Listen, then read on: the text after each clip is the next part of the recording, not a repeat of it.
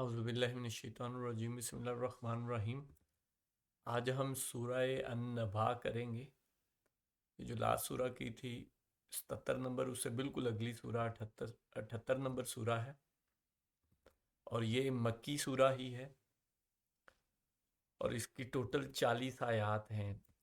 چھوٹی چھوٹی آیات ہیں، زیادہ تر اینڈ پہ جا کے کچھ ڈیٹیل والی آیات ہیں، اور وہی اس سورہ کی شاید موسٹ امپورٹنٹ آیات بھی ہیں جس پہ میں بات کرنا چاہوں گا۔ باقی یہ بھی سورہ جو ہم پیچھے پوری ترتیب سے کر رہے ہیں، اب تو کوئی بھی لگاتار مسلسل ہی سورہ چل رہی ہیں جن سورہ کا پوری سورہ کا ٹاپک ہی یہی ہے، قیامت اور آخرت، خاص کر کے آخرت، اور جو اس میں حساب کتاب ہونا ہے اور تب کیا ہونا ہے، گناہ گاروں کے ساتھ کیا ہونا ہے، جنہوں نے اچھے اعمال کیے ان کے ساتھ کیا ہونا ہے۔ یہی ہم پوری کی پوری سورہ ہی اسی ٹاپک پہ پڑھیں۔ سملرلی یہ بھی سورہ پوری کی پوری اسی ٹاپک پہ ہی ہے۔ بیچ میں نشانیاں کچھ بتائی ہیں کہ یہ دیکھو، تم ادھر ادھر کا نظام بھی دیکھو، یہ سارا اسی لیے بنایا گیا ہے کہ اس نے ایک دن اینڈ ہونا ہے۔ تو وہ ہم ڈیٹیل سے پڑھتے ہیں۔ مکی سورہ ہے یہ۔ آیت نمبر 1، یہ لوگ کس چیز کے بارے میں پوچھ گچھ کر رہے ہیں؟ آیت نمبر 2، اس بڑی خبر کے متعلق۔ تو دیکھیں شروع میں ہی یہ وہ بات آ گئی، شروع سے سٹارٹ سے ہی وہ بات ہو گئی کہ یہ جو وہ بڑی خبر ہے اس کے متعلق پوچھ رہے ہیں، یہ مطلب قیامت جو ہونی ہے، آخرت کے بارے میں۔ آیت نمبر 3، جس کے بارے میں یہ اختلاف کر رہے ہیں، وہ دیکھیں شروع میں یہ ساری باتیں آ گئی کہ وہ چیز جس کے بارے میں یہ اختلاف کرتے ہیں کہ اس نے پتہ نہیں ہونا ہے یا نہیں ہونا، اس پہ پورا یقین نہیں کرتے۔ آیت نمبر 4، یقیناً یہ عنقریب جان لیں گے، یہ وہ عنقریب ہوگی تو یہ خود ہی جان لیں گے۔ آیت نمبر 5، پھر بالیقین انہیں بہت جلد معلوم ہو جائے گا۔ کہ دوبارہ دیکھیں، جیسے ایک چیز کو ایمفسائز کیا جاتا ہے نا، کہ اس پہ زور دے کے بات کی جاتی ہے، تو وہ دوبارہ اسی بات کو دہرایا جا رہا ہے کہ یہ تمہیں مطلب ایک وارننگ دی جا رہی ہے کہ تم معلوم ہو جائے گا، جیسے کہتے ہیں نا کہ پتہ چل جائے گا تمہیں۔ آیت نمبر 6، کیا ہم نے زمین کو فرش نہیں بنایا؟ اب یہ کچھ نشانیاں بتائی جائیں گی کہ یہ دیکھو تم۔ آیت نمبر 7، اور پہاڑوں کو میخیں۔ آیت نمبر 8، اور ہم نے تمہیں جوڑا جوڑا پیدا کیا۔ آیت نمبر 9، اور ہم نے تمہاری نیند کو آرام کے سبب بنایا۔ یہ ساری پڑھ لیتے ہیں، پھر اس پہ بات کرتے ہیں۔ آیت نمبر 10، اور رات کو ہم نے پردہ بنایا۔ آیت نمبر 11، اور دن کو ہم نے وقت روزگار بنایا۔ آیت نمبر 12، اور تمہارے اوپر ہم نے 7 مضبوط آسمان بنائے۔ آیت نمبر 13، اور ایک روشن چراغ بنایا۔ آیت نمبر 14، اور بدلیوں سے ہم نے بکثرت بہتا ہوا پانی برسایا۔ آیت نمبر 15، تاکہ اس سے اناج اور سبزہ اگیں۔ آیت نمبر 16، اور گھنے باغ۔ تو یہ دیکھیں ساری نشانیاں اس طرح بیان کی جا رہی ہیں کہ یہ دیکھو تمہیں یہ نعمتیں دی ہیں، یہ پورا ایک تمہارے لیے سسٹم بنایا ہے۔ یہ اگین میں پیچھے کافی ساری ویڈیوز میں یہی بات دہرا رہا ہوں، کیونکہ وہی چیزیں قرآن پاک میں تو ہیں ہی چیزیں، ٹاپک تو یہی مین ہے جو ہم کر رہے ہیں، اسی کے ارد گرد ہے باقی سارا کچھ، اور وہ رپیٹ ہوتی ہیں باتیں، تو اسی لیے میں بھی وہ رپیٹ کر کے آپ کو تفصیل بتانی پڑتی ہے، ظاہری بات ہے، کیونکہ قرآن پاک میں ہی یہ باتیں ہی مختلف پہلوؤں سے بیان کی جاتی ہیں رپیٹ کر کے۔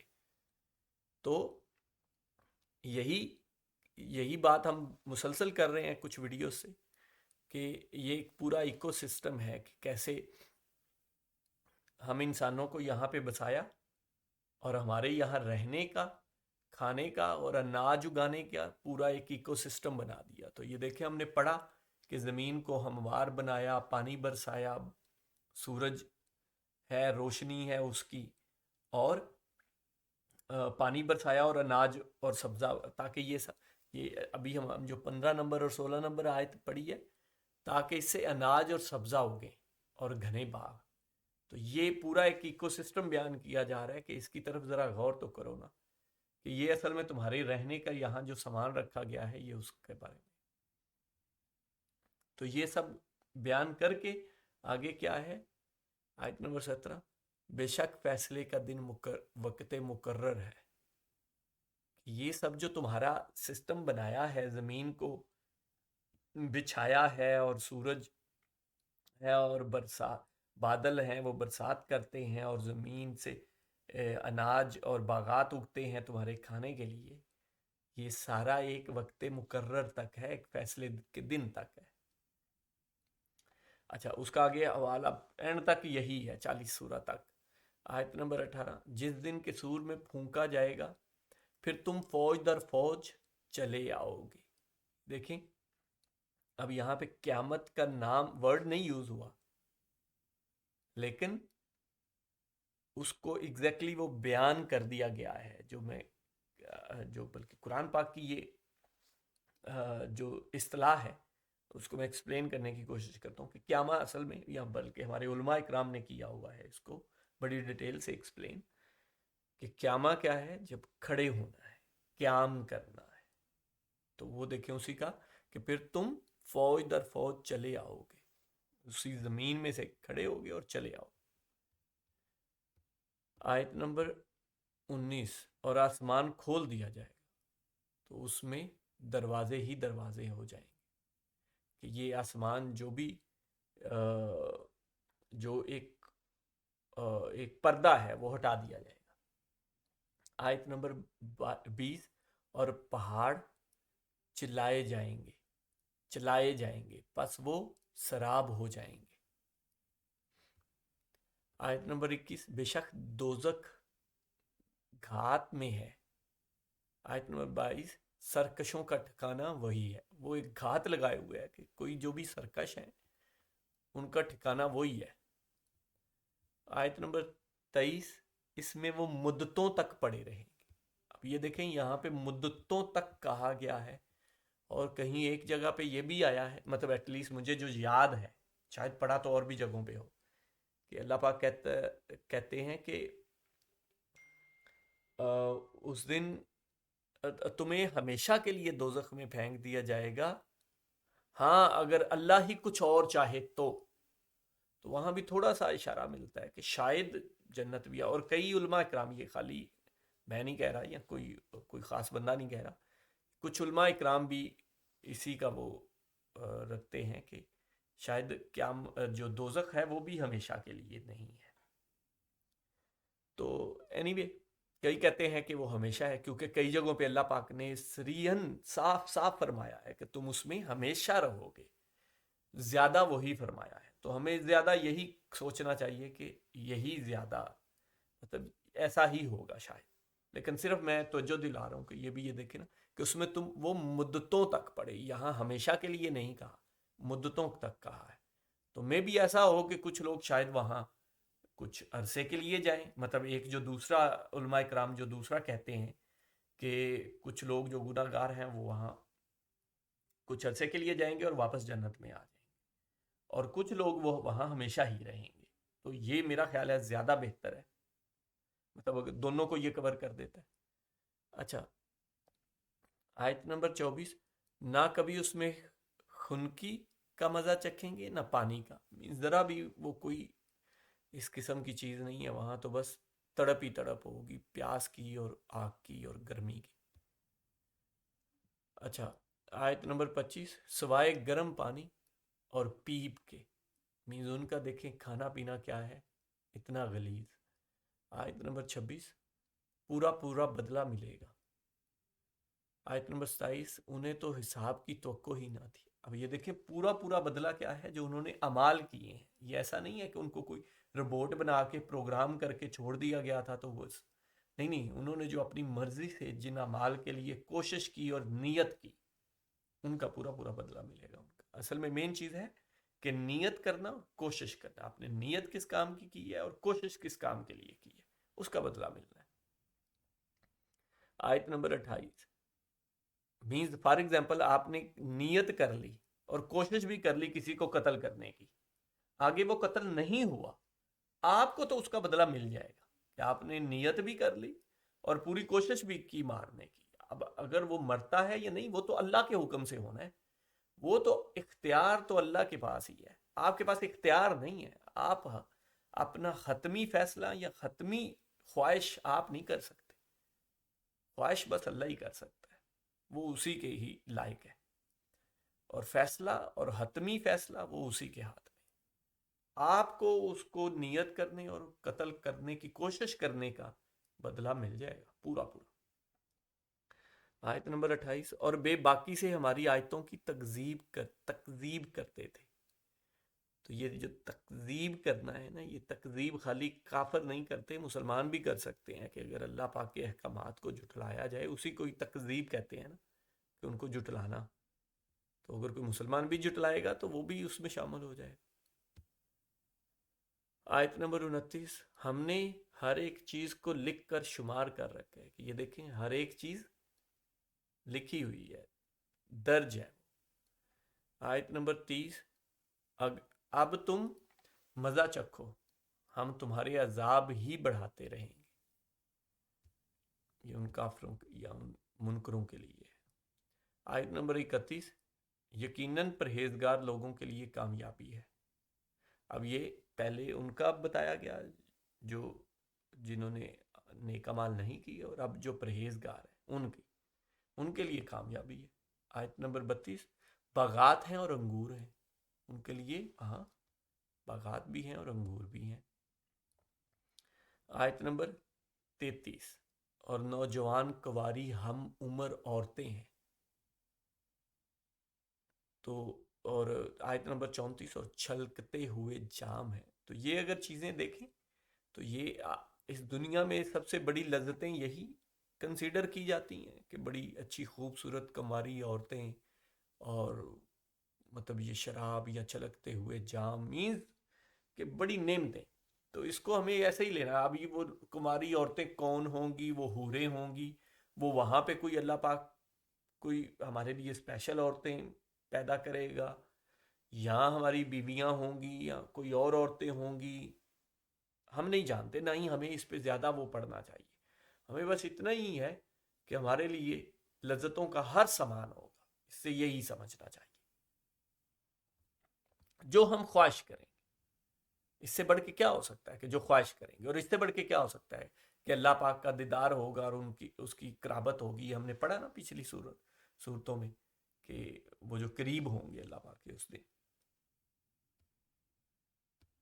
آیت نمبر 35، وہاں نہ تو یہودی، اور یہ قریب سارے ہی نہیں ہوں گے، وہی جو بہت جنہوں نے اچھے اعمال کیے، جو مقربون میں سے یا اولین میں سے ہیں، جو صدیقین ہیں اور شہداء ہیں. یہ ساری ہم ڈیٹیلز پیچھے اس سورہ میں پڑھ چکے ہیں، پچھلی سورہ میں کافی ساری میں. آیت نمبر 35، وہاں نہ، اور جس کا اگر موڈ ہو تو وہ دوبارہ دیکھ سکتا ہے یا پڑھ سکتا ہے دوبارہ وہ سورہ. آیت نمبر 35، وہاں نہ تو وہ بیہودہ باتیں سنیں گے اور نہ جھوٹی باتیں سنیں گے. مینز کوئی پریشانی والی کوئی چیز نہیں ہوگی، بس نعمتیں اور لذتیں ہی ہوں گی. کیوں؟ کیونکہ آج اس نے اپنی لذتوں پہ کنٹرول کیا، اللہ کے حکم کے مطابق کیے کام، تو اس وجہ سے اس کا بدلہ ہے اسے. آیت نمبر 36، تیرے رب کی طرف سے یہ بدلہ ملے گا جو کافی انعام ہوگا. تو یہ بدلہ ہے کس چیز کا؟ یہ میں پہلے ہی بیان کر چکا ہوں کہ یہ اس کے اعمال کا بدلہ ہے. اچھا، آیت نمبر 37، آسمانوں کا اور زمین کا اور جو کچھ ان کے درمیان ہے ان کا پروردگار ہے. رب السماوات والارض وما بینہم الرحمن، کہ وہ رب ہے اور رحمان ہے، بڑی بخشش کرنے والا ہے. آسمانوں، زمینوں اور ان کے درمیان جو کچھ بھی ہے سب کا. کسی کو اس سے بات چیت کرنے کا اختیار نہیں ہوگا. اب یہ دیکھیں، یہ ایک اسپیشل جگہ ہے جہاں پہ میں یہ سفارش کے نام سے پورا ٹاپک کر چکا ہوں. پوری پلے لسٹ موجود ہے، اس میں زیادہ آیات تو نہیں ہے، میرے خیال سے 10 سے 20 کے درمیان کچھ آیات ہیں. تو یا ویڈیوز ہیں، وہ آپ اگر کسی کا انٹرسٹ ہو تو دیکھ سکتا ہے. اس میں ایک یہ بھی آلریڈی میں کر چکا ہوں، لیکن یہاں پہ وہ پھر یقیناً دوبارہ آ گئی ہے، تو ہم دیکھتے ہیں. تو یہاں پہ دیکھیں اس آیت میں کہا گیا ہے کہ کسی کو اس سے بات چیت کرنے کا اختیار نہیں ہوگا. یہی بات موسٹلی جگہوں پہ کہی گئی ہے، لیکن یہاں اس سے اگلی آیت میں ایکسیپشن بھی دی گئی ہے. تو ہم اس ایکسیپشن کو پڑھتے ہیں. آیت نمبر 38. جس دن روح مینز ارواح یا جو بھی روح اور فرشتے بھی صفے باندھ کر کھڑے ہوں گے. سب صفے باندھ کر کھڑے ہوں گے. تو آگے سنیں. تو کوئی کلام نہ کر سکے گا. کسی کو کلام کرنے کی اجازت نہیں ہوگی. ہاں آگے اب ایکسیپشن ہے، مگر جسے رحمان اجازت دے دے. اور یہ آپ میرے خیال سے 10-15 جگہوں پہ جو میری فائنڈنگ کے مطابق قرآن پاک میں ہے، مینز بڑی مشہور آیت الکرسی ہم سب پڑھتے ہیں، تو اس میں بھی آپ پڑھ لیں. اس میں بھی ایگزیکٹلی یہاں ہے کہ کسی کی کوئی سفارش نہیں ہوگی. اس میں بھی ہے، اور بہت ساری اور بھی جگہوں پہ ہے کہ کسی کی کوئی سفارش نہیں ہوگی، کسی کو اجازت نہیں ہوگی، کسی کو کوئی کلام نہیں کر سکے گا. یہ مختلف جگہوں پہ اس طرح کے بیانات آئے ہیں قرآن پاک میں. لیکن یہاں پہ کیا ہے کہ وہ کھڑے ہوں گے تو کوئی کلام نہ کر سکے گا مگر جسے رحمان اجازت دے دے. اب یہ دیکھیں یہاں پہ اجازت تو مل گئی، لیکن ساتھ ہی اس کے آگے چیک بھی لگا دیا. اگلی بات بھی اس آیت کی پڑھ لیں. اور وہ ٹھیک بات زبان سے نکالے. یہ دیکھیں اجازت تو ظاہری بات ہے بہت بڑی شخصیات کو ہی ملے گا، اور ان بہت بڑی شخصیات میں سب سے پہلا نمبر ہم امید تو یہی کرتے ہیں کہ نبی پاک صلی اللہ علیہ وسلم کا ہی ہوگا انشاءاللہ. ہم جو نماز کے بعد کی دعا پر مانگتے ہیں وہ اس میں ایگزیکٹلی ان کے لیے وہی مقام محمود ہی مانگتے ہیں کہ ان کو وہ مقام عطا کر، اور پھر ان کو اس دن ہماری شفاعت، ہمیں ان کی شفاعت نصیب کر، عطا فرما. تو وہ ہم امید کرتے ہیں کہ نبی پاک صلی اللہ علیہ وسلم کو ہی وہ یہ اجازت ملے گی اور وہ ہمارے لیے سفارش کریں گے. یہ امید رکھنی چاہیے. لیکن اس کا یہ مطلب نہیں ہے کہ اعمال نہیں ٹھیک کرنے. اعمال ٹھیک کر کے چھوٹی موٹی باتوں میں، کیونکہ اس آیت کا اگلا حصہ بھی پڑھ لیں، اور وہ ٹھیک بات زبان سے نکالے. مینس جب اتنی بڑی ہستیوں کو اگر اجازت ملے گی، پتہ نہیں اور کس کس کو ملے گی. نبی پاک صلی اللہ علیہ وسلم کو تو ہمیں امید ہے یقیناً ملے گی، امید ہی ہے، ظاہری بات ہے. باقی تو اللہ کے احکامات ہوتے ہیں، اللہ کی ہی مرضی ہے. لیکن جو ہمیں قرآن پاک میں بتایا گیا اس کے مطابق تو یقیناً نبی پاک صلی اللہ علیہ وسلم کو ہی ملے گی، اور بھی باقیوں کو پتہ نہیں کس کس کو ملے گا یہ مقام.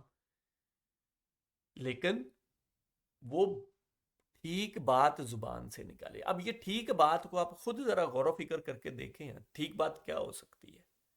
ٹھیک بات کیا یہ ہو سکتی ہے کہ ایک بندے نے قتل کیے ہوئے ہیں، ظلم کیے ہوئے ہیں، لوگوں کی عزتوں کے ساتھ کھیلا ہوا ہے، لوگوں کے ساتھ زیادتیاں کی ہوئی ہیں، پلاٹوں پہ قبضے کیے ہوئے ہیں، تو وہ ٹھیک ان کو اگر، اور اس نے اگر میلاد النبی منا کے، اور وہی جو برا کمایا ہوا پیسہ، وہ اس پیسے سے کچھ بیچ میں سے لگا کے بڑی بڑی نعت خوانی کروا کے، بڑی بڑی محفلیں کروا کے، اور اسی پیسے سے حج اور عمرے کر کے تو وہ کہے کہ مجھے بھی معاف کروا دیا جائے گا، سفارش ہوگی. تو بات ٹھیک کیا یہ ہے کہ وہ یہ سب کر کے اور پھر وہ بخشوایا جائے؟ یہ بات ٹھیک ہے؟ یہ بات ٹھیک کا مطلب یہ ہو سکتا ہے؟ آپ خود اس پہ غور و فکر کیجئے گا کہ بات ٹھیک کیا ہو سکتی ہے. میں اپنا مطلب بتا دیتا ہوں. میرے خیال سے تو بات ٹھیک یہی ہو سکتی ہے کہ اگر کسی کے کوئی چھوٹی موٹی چیز ہو، فار ایگزامپل اس نے بڑی کوئی کوشش کی ہو، کچھ چیزوں سے وہ رہ گیا ہو، کوشش اس کی ہو، کہیں کوشش نہ بھی کر سکا ہو، کبھی فیل بھی ہو گیا ہو کرنے میں کوشش، تو اس کے بارے میں کچھ کہا جائے کہ اللہ پاک رحم کی امید رکھتے ہیں اور کچھ رحم کی نظر کیجئے میری اس امت پہ یا میرے ان لوگوں پہ یا جو بھی ہے. تو میرا خیال ہے. باقی کسی کے خیال میں یہ بھی ہو سکتا ہے کہ بھائی ہم یہاں جو مرضی کرتے رہیں، ظلم و زیادتی، لوگوں کو قتل و غارت کرتے پھریں، وہاں بم پھینکتے پھریں، بچوں پہ عورتوں پہ ظلم و زیادتی کرتے پھریں، تو ان کے بارے میں بھی کہا جا سکتا ہے کہ ان کو بھی پوری کی پوری امت کو میری کو بخش دیا جائے، جو بھی کلمہ گو ہے ان سب کو بخش دیا جائے. یہ بھی ہو سکتا ہے، ہونے کو کیا نہیں ہو سکتا.